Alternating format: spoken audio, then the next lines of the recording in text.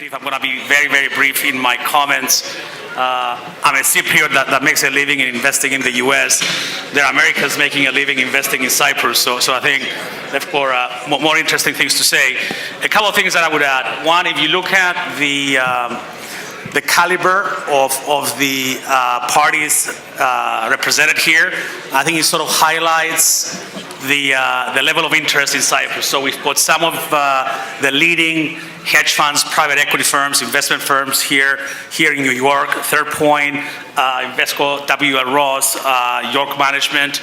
So these are some of the premier investment houses in the city. We have some of the premier development firms represented as well, with some of the associates of Hard Rock, as well as we have CIPA. So I would say that's number one, take that as a takeaway. The second one is, I think it's a pretty well balanced panel in the sense that we have both investors in public vehicles. So I think we have the two largest capitalized public companies in Cyprus, with the Bank of Cyprus and the Hellenic Bank. We also have private investments, either through real estate or through NPLs, as well as new developments through Hard Rock. So I think it's a pretty interesting panel that covers pretty much a lot of scope with what's going on in Cyprus now. I guess let me first start maybe with the investors in the public vehicles. Here in the US, we all try and box investments. And we sort of say, is it a developing market? Is it a developed market? Is it a special situation? Is it a value stock? Is it a growth stock? Maybe David, looking at you, how do you look at it when it comes to your overall portfolio? We actually hold our investment in a long-term, illiquid, locked-up vehicle. Although the stock is actually public, we know it's going to take a long time to turn the bank around, increase the earnings, and find liquidity on the back end. So while it's a public stock, we actually hold it in a long-term, locked-up vehicle. But that said, microphone. So nobody's turned on. But generally speaking, it's a value play, a growth play, but also a special situations play. When we invested, we actually were the first foreign direct capital into the country, and there was actually no legal way to get our money out. And so we were definitely in it for a special situations type play with long-term capital. Good. And I guess you mentioned the issue of liquidity. Stephen, I'm looking at you. You're involved with the Bank of Cyprus. You recently had a listing in London.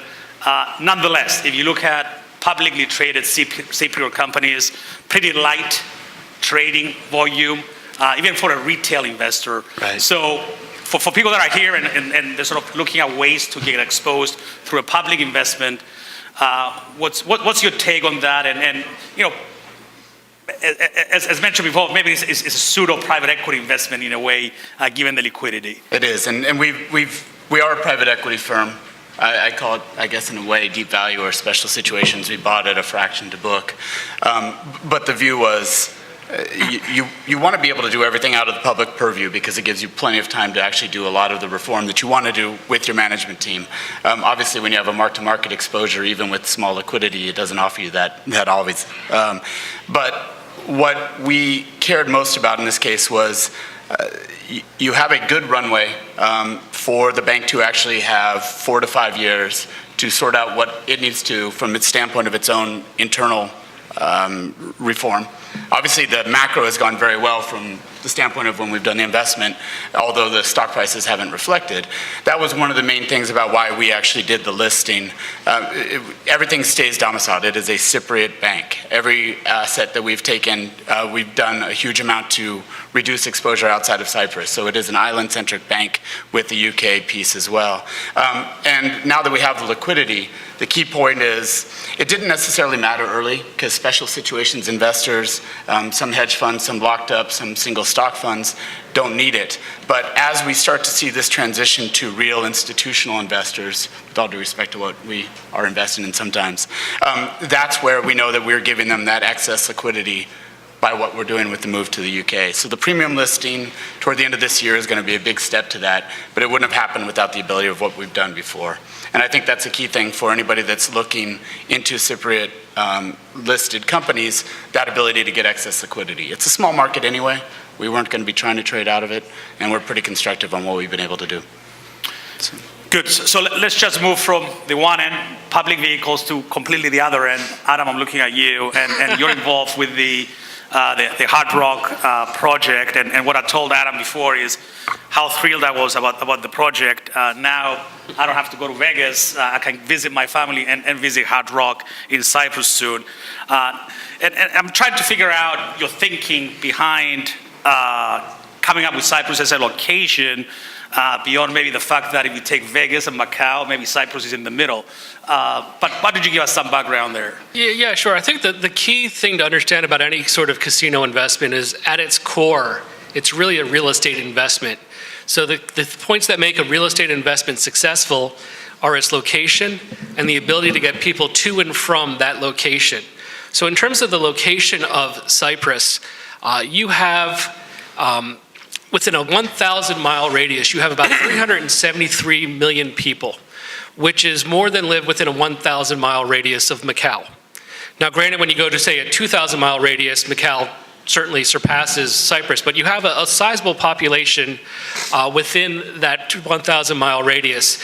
You have, in terms of getting people to and from the property, 2 international airports that have direct flights to over 90 cities, and those 90 cities have a population of over 230 million people. So again, you've got a large population nearby. You can get them to the property pretty easily, and then once you get them into the island, probably the most pleasant surprise I had when I visited Cyprus for the first time to do the due diligence on the casino was the highway system. And if you look at the way the World Economic Forum ranks infrastructure and ranks countries, out of 140, Cyprus, for the quality of its roads, was ranked number 24, which puts it in the top 17% of countries in terms of the quality of their highway system. So not only is it easy with 2 airports to get people into the island, once they're on the island, to get them to be able to move around is something that can't be replicated in most European countries. Good. So I guess, Matthew, just looking at you now, your exposure has been pretty varied. You've been exposed through real estate projects, some bonds, some NPLs. Let's just build a bit on the real estate exposure. And how did you view the island? Was it again more of a distressed opportunity? How do cap rates look versus maybe other comps in the area? Who are the comps when you look at it? When we first looked at Cyprus and actually made our first investment, which is in a real estate and hospitality asset called Aphrodite Hills, that was in September of 2015. So there was still a great deal of distress within the local markets. There was still, the wide spreads in peripheral Europe in general. And I think when we looked at this asset, we really focused less on cap rates because the upside really came from a real estate play. We're talking about it's a covered land play. We were looking at, on the hospitality side, I think as Adam mentioned, some of the attributes of Cyprus as a hospitality destination, as a easy access point for various populations located in the Eastern Mediterranean. But equally as importantly was the ability to buy something at a very, very discounted value to replacement cost. The hotel itself, we bought to a substantial discount to replacement cost. We took the view that we could do a low risk strategy given where we were purchasing the asset to put a tour operator in charge of the asset, really generate a predictable cash flow stream to keep the hotel occupied, keep us, it's a fixed cost business. You got to think about maintaining the coverage over your fixed costs. And then as the economy improved, as capital controls worked their way through, and the general macroeconomic outlook improved, we thought that we could begin to monetize some of the excess land, and that's actually got a plan, and we begin to push price a little bit. And so, we think that the overall trade, as we thought about relative value, we were buying a hotel at, well below replacement cost, and we were buying land at what we thought was deeply discounted intrinsic value, with the ability to phase sales as we move forward on developable sites. So we sell them, people will buy a house, and then we'll help them, we'll complete it, and then give them a delivered product. So it's worked out thus far. We bought the asset from a bank out of a non-performing loan book. We continue to think that is the best way in Cyprus, specifically through either assets out of banks and or entire loan portfolios to find ways to play the private markets. So let me ask you something on the NPLs, because we heard in the morning the perspective from the banks and how they view that process. You obviously represent the other side of that trade. what's your take up to now? How efficient is that process? How liquid is it? How competitive is it? So we haven't actually, we would consider this a portfolio trade rather than a specific NPL trade. We are looking at a number of NPL assets. We haven't actually transacted on any. We think that sometime this year we'll be able to do, without giving away too much to the competition sitting at the table, a fairly decent sized portfolio trade within Cyprus. We think the banks are ready, the capital ratios have improved, and we think that it's actually a realistic time for, buyers and sellers' expectations to meet, where we can realize upside value, and the banks are able to take that capital and release provisions against it by moving the asset. Yeah, and if anybody was here for the morning session with John Hurricane, he did mention that when it comes to Bank of Cyprus specifically, we are looking at things from a for sale value. So the idea is you have to be able to price the assets, look at them on your books, and be able to move them. Any asset the bank has to hold is holding at 100% of risk weight or higher even sometimes. So that's not the intent of the bank, to just be a landowner or a real estate owner. And the ability to price it to move is important. So I guess, who's on the other side? Is it your typical New York hedge fund? Who's showing interest, at least, of, if you can share that, for all these NPLs? Well, Hellenic, we announced that we did an outsourcing of our NPL platform with a company called APS, but we obviously ran a process. We didn't just pick them out of thin air. Without going into too much detail, there is a lot of who was involved, but I mean, the New York hedge fund guys could rattle off the names of 5 European guys who have dedicated funds. There are many, many players in the space. It's a very theoretically large asset class in Europe, so a lot of capital has been raised and dedicated to going after the asset class. There are developed servicers that have kind of emerged from Spain and Ireland, which are portable to other jurisdictions, or at least the capital believes that. So when a bank thinks that the price could be right and is capable of bringing a prepared portfolio to market, there's frankly kind of no shortage of people to call, and it just comes down to where the bid ask is. And these are illiquid, lumpy assets, and it's hard to generalize, but there are portfolios with sometimes thousands of different loans, and so they can be mixed and matched in some cases. I think it also depends on the underlying assets within NPLs, whether it's unsecured consumer loans, and we've done that in Spain. We've had a lot of success, but it's also been a fairly laborious process in terms of processing the loan tape. You have more upside surprise, but you have a lot more duration risk. On the other hand, when they're REOs, that then becomes, I think, a much smaller subset of people, because ultimately it's not about a collection game, it's about an asset ownership and improvement story. And unless you have expertise or partners with expertise, we couldn't have done this Aphrodite's Hill transaction without a local partner, and without actually expertise on the ground to run the asset and then to follow through on the development side for the real estate. So I think you'll find different buyers for what, as people look through the underlying asset, but as Stephen and David mentioned, I think there's no shortage of institutional money looking to chase these opportunities across Europe. Great. So let's switch gears. Natasa, I'm looking at you now. I guess it's fair to say, if you listen to the sessions this morning, we get it. Cyprus has great bankers, great accountants, great lawyers, great place to go on vacation. But what else is out there? And through your role as CIPA, if I'm a tech gig in Silicon Valley, what does it matter? If I do biotech in Boston, all these other things, what are you guys doing to sort of promote something away from the traditional sectors that Cyprus is known for? You're absolutely right. I think one of the very important things to recognize is that you've got your bread and butter, which is, let's say, the tourism, real estate, which is the financial services that we've talked about extensively, which is the shipping industry. And you can't ignore the bread and butter. You have to keep working at it so that it's still tasty, otherwise people are going to go next door, because everyone is doing things to improve. We have to do things to improve. So becoming more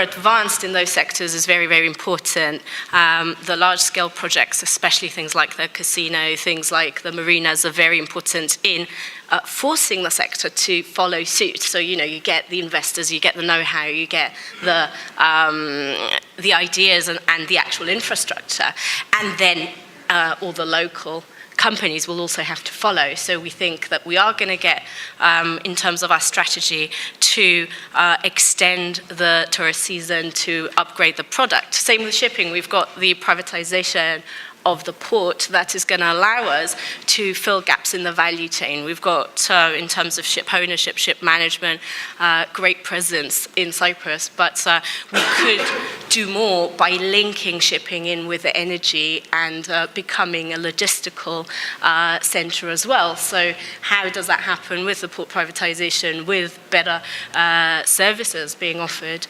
to these companies, which can then really move their substance into Cyprus?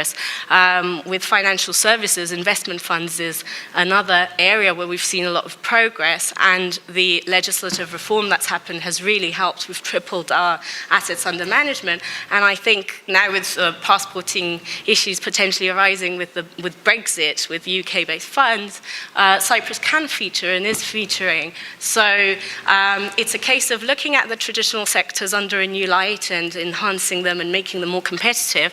But in terms of new sectors, I think technology is one major area where we really, really do want to be to play a role.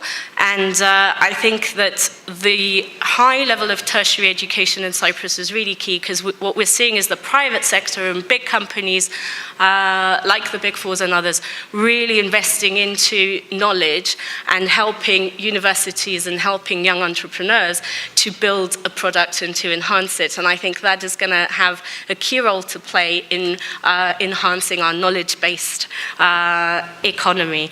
There's other sectors like energy, of course, where it's not just the giants, it's not just the giants are, of course, a big, big deal, and we welcome them and we're very happy they're there, but we're also looking at what ancillary services could there be, and who would be interested in having an office or part of their operations in Cyprus and maybe servicing the region around the surrounding area. So those are all opportunities that we're looking at. Generally, regional offices of companies across a line, across a range of sectors, I think is very key. So let me stay with you, because we all get it that the regulatory environment is very important for foreign investors, the tax regime, EU, the euro. Yep. One question that I always struggle with is how sacred is the tax regime? And for us that live here in the US, we have a federal tax rate that everybody in every state pays the same tax rate. So to know that in the Eurozone, you have different tax rates, and in Cyprus, I think it's 12.5%, and elsewhere it's over 40%, is a bit of an anomaly to us. So, and to be fair, I think you're starting to hear some chatter about a more uniform tax regime. A more uniform tax base, not necessarily a tax rate. So it would be the way in which you calculate your taxable income, and then ideally, in that scenario, what you would get is then the tax rate applicable at each country would still stay the same. So, but even in terms of a harmonized tax base, I agree with you that a lot of the competitiveness that comes with the tax system of Cyprus would potentially be in danger of being eroded. So there are, of course, two things that we need to do. One is lobbying and making sure with our partners within the European Union who also share the same views, that our views are being voiced and that we protect the advantages that we do have. In those terms, we have objected in terms of these initiatives. We have expressed our views, and we're also we're talking a lot to countries like Ireland, Malta, Luxembourg, the Netherlands, in order to build and establish the bridges that are going to be necessary in order for us to make our voice heard. Britain, of course, being in the process of leaving the EU is a blow in this regard. So the second thing that we need to be doing is cultivating and building on the advantages that we have that don't have to do with tax. And the very positive thing we see in terms of our clients coming to us, our clients who are already in Cyprus are saying, we like it here because we get good quality people and we get our job done very quickly at good quality and at a relatively low cost. And so we want to be developing those competitive advantages, and we want to be known for more than just being a tax jurisdiction. fair. And I think the level of substance within a lot of companies is increasing, and that's what we want to see. Great, thank you. So I guess staying with the relative competitiveness vis-a-vis other countries, and David and Stephen, I know you've been involved with investments in, I guess, what you would call peripheral Europe, in Greece, in Ireland. Some went great, some not so great. When you look at your Cypriot investments, what has worked well there? Maybe what hasn't worked well there vis-a-vis those other countries? I mean, for us, the core thing that has worked well is the macro. The macro is performing as expected. Capital controls came off very rapidly. The ratings trajectory is solid, one notch away from IG. Deposits have come back into the system, and Cyprus remains, in a reformed way, still a very attractive tax jurisdiction within the EU. All of that has gone right. I think for us at Hellenic Bank specifically, our story is a little bit different than Stephen's, because the bank was never bailed in, never bailed out. We have attracted an excess deposit share, which was a very interesting asset to have before negative rates were introduced, because Cyprus at the time had the thickest, widest lending margins in Europe. That's unwound with QE and with rates going negative. I think we're past the bottom of the rate cycle. The bank has managed, though, to make a lot of progress, restructure our NPLs. We just announced the outsourcing deal, which we're very excited about. And now we're kind of on the path to, retooling the cost base a bit more and growing our other businesses. And so, it's why we have long-term capital. We didn't expect a rate cycle of this magnitude. We didn't expect spread compression of this magnitude. The bank has excess liquidity. It just can't really use it right now. And that's been the thing we got wrong. Sometimes stuff like that happens, but that's why you have long-term capital. Yeah, I think it depends on jurisdiction. I was there in Greece during the call for the referendum that June, and been on the board of a bank there with capital controls the entire time. So the ability for Cyprus to get out of that is a tremendous thing that I think people in the international community don't yet appreciate, because they haven't yet started to focus enough on the island. A place like Ireland, one of the key things that they did from the government, which it was very uncomfortable at the time, but an appreciation to say, let's allow there to be an actual foreclosure process. There's always a view for consumer protection. That happens regardless. But what that did is it allowed people to come to the table. John brought up the marshmallow hammer earlier. And it's not about going to court. It's not about having to do that. It's about the idea of strategic defaulters then realizing, okay, let's fall into place. That is starting to happen now. We give a lot of credit to the government for getting through some of the foreclosure practice. Still rules to be taken care of. Still work to be done. The side of it from the standpoint of the people, it's a tremendously educated workforce who is underemployed from the standpoint of what they can do. And I think that'll be a very interesting gearing for what we've done. We're happy with the macro as we've underwritten it, considering the lower for longer forever environment in Europe. But I think the key part is watching the changes on tax to allow transfers, watching the government work to make sure foreclosure laws happen, seeing the construct of an actual UK system and how that has benefited them relative to a place like Greece, where they're still dealing with what they're dealing with. So it's very constructive on what's been going on. So I guess on the macro, Matthew, I know you've been involved with bonds in the region, and just looking at the latest numbers, the 10-year note in Cyprus about 3.3%, in Greece 7.4%, in Ireland down to 1.1%. So just looking at those three, what does that really say about risk in Cyprus and possibly upside or downside?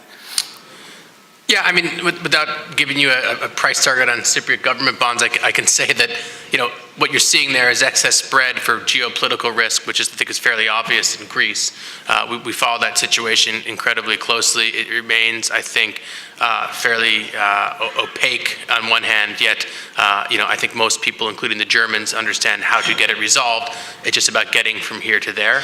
On the relative spread between Ireland and Cyprus, I think, as Stephen and David mentioned, you're just slower behind in the reform cycle, in the economic cycle. I mean, look at unemployment in Ireland, look at what's happened to property prices, that they're much more advanced in their in their economic recovery. And you still always will have some sort of I think at least in the near term, a taint from the capital controls experience. And like you're seeing the impacts of that in Greece, but clearly Ireland never invoked capital controls. They were able to get in, make the reforms, go to an EU program and come out. I mean, I've spent a lot of time investing in another island nation with a slightly different climate, which is in Iceland, and they've just come out of capital controls, or the government announced it last week. So that was almost a decade of capital control. So I think, and you actually have seen now, even in Iceland, whether it's tourism, foreign direct investment, really begin to accelerate now that they've announced an end to that program. But they've been preparing for that here, I think because of the severity, but also the velocity at which events happened in Cyprus. That, the government's had to take time to prepare, and it's events like this that really, I think, set the foundation for future stability and future growth. So you mentioned geopolitics, and I think any conversation about Cyprus, you need to touch on the political issue. And I guess for somebody that doesn't know Cyprus and the financial analyst is presenting to an investment committee, you got to have a paragraph about it.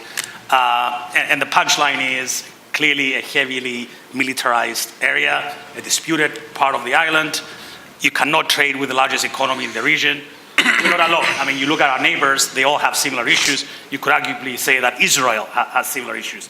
So the reality is, and I can start with you, David, does all that affect your decision to invest in Cyprus? And maybe do Cypriot assets warrant a discount as a result of that? I don't think they warrant a discount. I mean, our approach to reunification was if it happened, it would be theoretically free upside in economic growth for the bank. Difficult issue, sensitive issue, a lot of things to work out. So, we have never counted on that happening. But, if you go to Cyprus, it does not feel like a heavily militarized zone. I mean, it just feels like a nice sunny island with a lot of smart people. And if you go to Limassol, a bunch of new shiny buildings and a lot of activity. That's, when I first went there, it was desolate in Nicosia in 2013, desolate. And now, it feels entirely different. And so we've always analyzed it just as it is on a recovery basis. Reunification that happened, that'd be great. It'd be a good boost to the, the economy. I think it'd be helpful for the banks generally. There'd be more places for banks to invest in productive assets, if you will. But we'll see. It's a tricky topic, and we'll find out soon enough. We're kind of in crunch time. Adam, we spoke briefly on this before, and there's obviously casinos in the occupied areas. Did that play at all in your decision with your partners? Look, obviously we talked about it and it was a concern from people, but as we did more of our due diligence, a couple things came to the fore that reduced it as a source of risk. The fact is there's about 24, 25 casinos in the occupied territories. Of those, maybe a handful would be of the size that would be considered to be comparable to the casino, to the ICR. And even those, they're kind of add-ons to an existing hotel infrastructure, whereas what we're proposing is a ground-up development that's going to have more than just a hotel.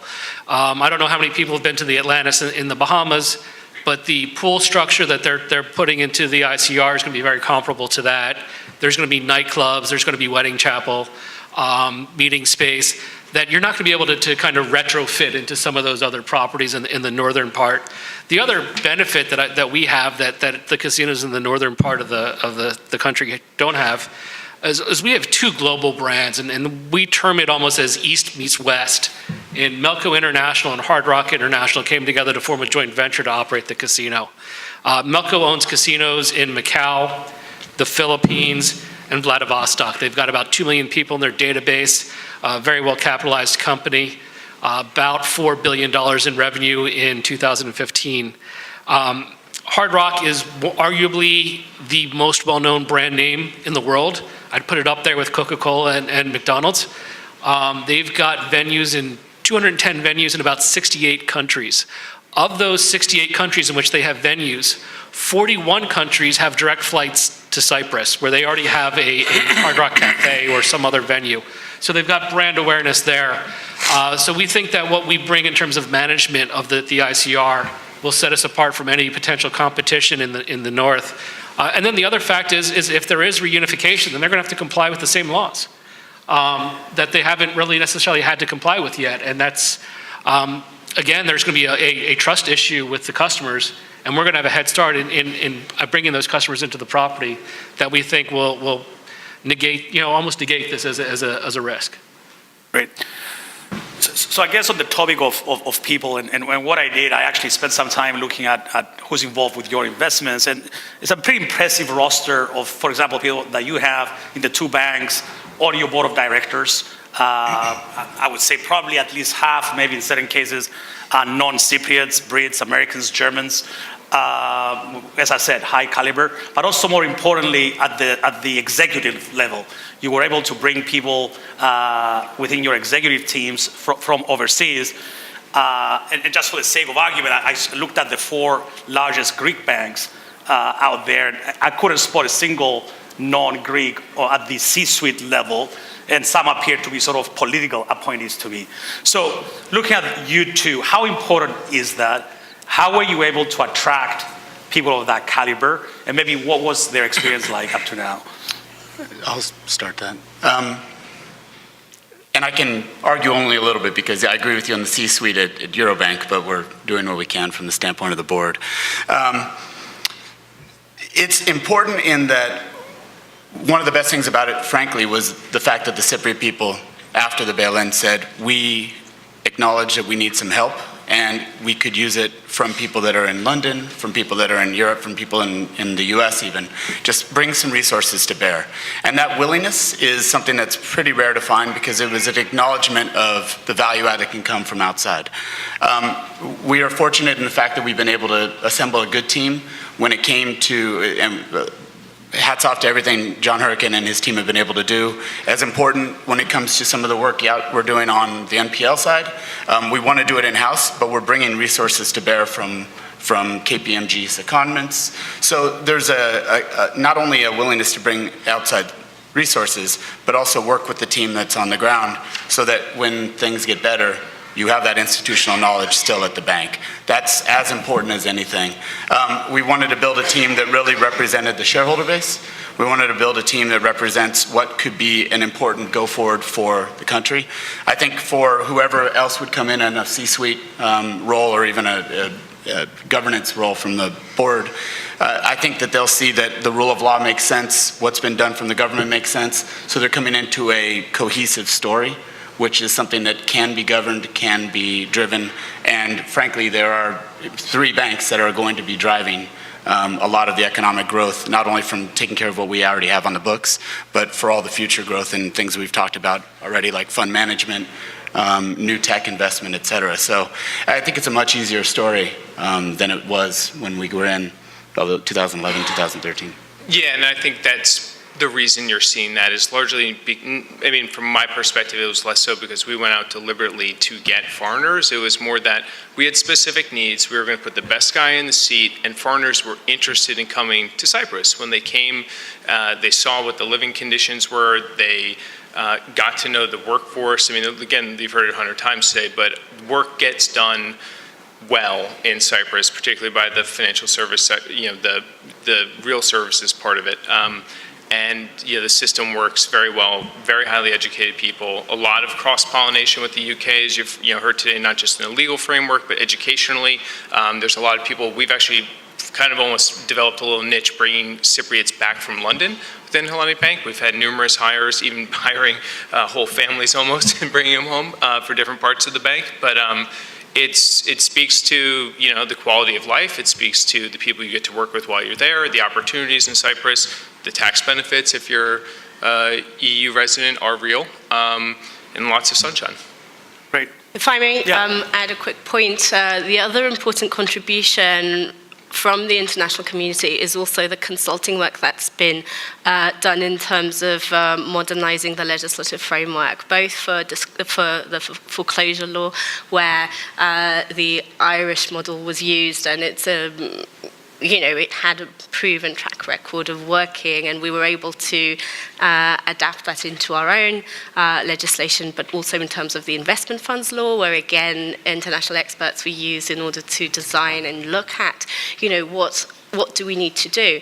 And that was very key. And I think that's also a key difference with Greece, where, because a lot of the law is quite complex, there doesn't need to be an overall. And we do hope to keep doing that with more initiatives like introduction of cell company legislation that we're looking at now in foundations law in order to provide more options to the investors so that they can make their investments more workable. Great. So we're on time. I just want to see if there's any questions. We have a few minutes for questions. Great. Thanks, everyone. Appreciate it.